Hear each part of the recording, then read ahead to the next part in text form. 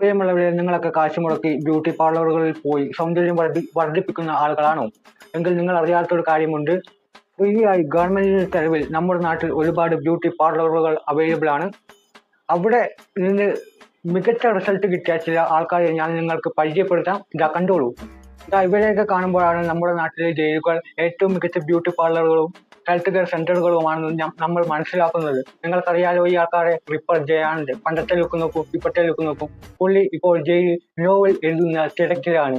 7ഓളം കൊലപാതക കേസിലെ പ്രതിയാണ്. 14ഓളം മോഷണങ്ങൾ അതിലുപരി. പക്ഷേ 5 കേസുകൾ കൊലപാതക കേസുകൾ തള്ളിപ്പോയി. പുള്ളി ഇപ്പോൾ നോവൽ എഴുതിക്കൊണ്ടിരിക്കുകയാണ്. പിന്നെ ഈ വ്യക്തിയെ നിങ്ങൾക്കറിയാമല്ലോ, കൂടത്തായി ജോളി. പുള്ളിക്കാരി ഇപ്പൊ ജോളിയായി ജയിലിൽ കഴിയുകയാണ്. തന്റെ ചെറുപ്പകാലങ്ങളിൽ പഠിക്കാനായി പുള്ളിക്കാരിക്ക് സാധിച്ചിരുന്നില്ല. ആ സമയത്തൊക്കെ കൊലപാതകം ചെയ്യുന്ന തിരക്കിലായിരുന്നു. തന്റെ കുടുംബത്തിലെ 6 വ്യക്തികളെയാണ് ദയനീയമായി സൈന്യത്തെ കൊടുത്ത് പല കാലഘട്ടങ്ങളിലായി ചേച്ചി കൊന്നു തള്ളിയത്. പക്ഷേ ഇപ്പോൾ നമ്മുടെ കേരള ഗവൺമെന്റ് പുള്ളിക്കാരിക്ക് ജയിലിൽ ഉപരിപഠനത്തിന് അവസരം ഒരുക്കി കൊടുത്തിരിക്കുകയാണ്. പുള്ളിക്കാരി ഇപ്പോൾ എഴുതിക്കൊണ്ടിരിക്കുകയാണ്, പഠിച്ചുകൊണ്ടിരിക്കുകയാണ്. പിന്നെ ഈ ആളുകളിലോ പാവം വികലാംഗൻ ഓടിക്കൊണ്ടിരിക്കുന്ന ശൈലിയിൽ നിന്ന് സൗമ്യ എന്ന് പറയുന്ന ഒരു പാവം വിട്ട പെൺകുട്ടിയെ പുറത്തേക്ക് തള്ളിയിട്ട് തുടർന്ന് ബലാത്സംഗം ചെയ്ത് അതിക്രൂരമായി കൊല ചെയ്ത കൊലപാതകി എന്ന് നമ്മുടെ നാട്ടിലെ ഹൈക്കോടതി വിധിച്ചുവെങ്കിലും പിന്നീട് സുപ്രീം കോടതി ആ കുറ്റം എഴുതി തള്ളുകയും ബലാത്സംഗം മാത്രമായി ഒതുക്കുകയും ഇപ്പം ജീവപര്യന്ത ശിക്ഷ അനുഭവിച്ചു കൊണ്ടിരിക്കുകയും ചെയ്യുന്ന വ്യക്തിയാണ് ആര്? നമ്മുടെ സ്വന്തം ചെലവിൽ അനുഭവിച്ചുകൊണ്ടിരിക്കുന്ന വ്യക്തിയാണ് ഗോവിന്ദസ്വാമി. അപ്പോൾ നിങ്ങൾക്ക് മനസ്സിലായല്ലോ ഏറ്റവും മികച്ച ബ്യൂട്ടി പാർലറുകൾ ഏതൊക്കെയാണെന്ന്. പ്രിയമുള്ളവരെ, നമ്മളെല്ലാം മനുഷ്യരാണ്. മനുഷ്യർ എന്ന് പറഞ്ഞാൽ മനനം ചെയ്യാൻ കഴിവുള്ളവൻ. ഈ മനുഷ്യർ വേണ്ട ഏറ്റവും വലിയ ഗുണം എന്താണെന്ന് വെച്ചാൽ അത് മനുഷ്യത്വം തന്നെയാണ്.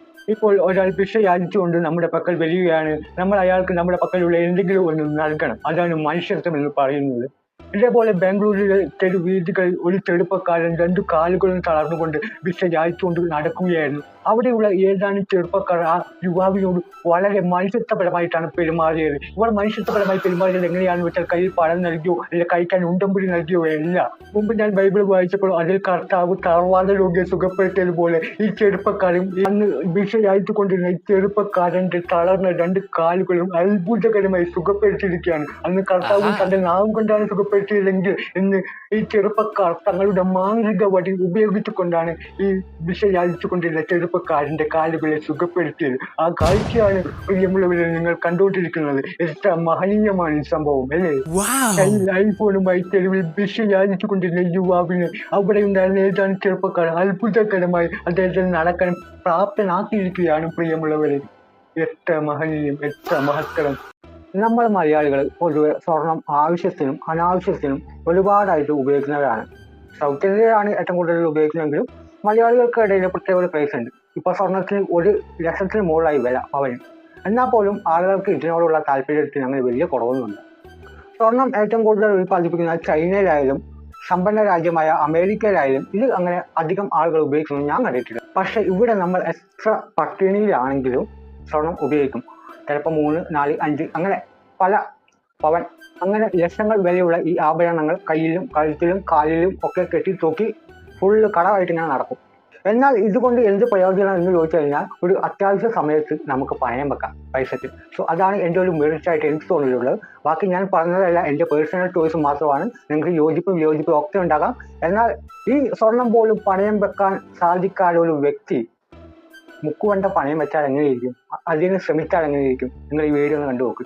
ഇതാ ഈ വീഡിയോയിൽ കാണുന്ന ചേട്ടനും ചേച്ചിയും ഒരു സ്വർണ്ണാഭരണം പണയം വെക്കാൻ വേണ്ടി വന്നതാണ്. സ്വർണ്ണമല്ല, മുക്കുവണ്ടായിരുന്നു. പക്ഷെ ഇവരെ കുറിച്ച് നേരത്തെ സ്ഥാപന ഉടമയ്ക്ക് അറിവ് ഉണ്ടായിരുന്നത് കൊണ്ട് കയ്യിൽ കയറി പിടിച്ചു.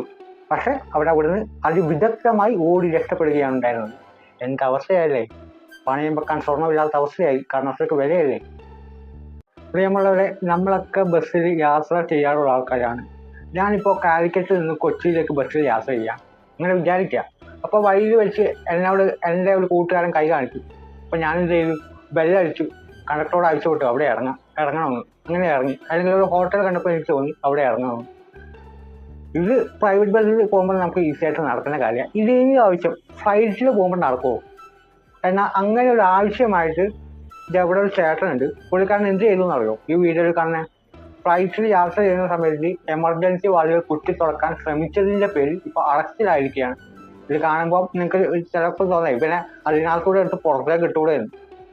പക്ഷെ അങ്ങനെ ചെയ്യാൻ ശ്രമിച്ചാൽ അതിലുള്ള ആൾക്കാർ കൂടെ ഈ പ്രഷർ കൊണ്ട് പുറത്തേക്ക് പോകും. എന്നാൽ എന്തിനാണ് ഈ പുള്ളിക്കാരൻ ഇത്? മനുഷ്യന്റെ ഓരോരോ ആഗ്രഹങ്ങളെ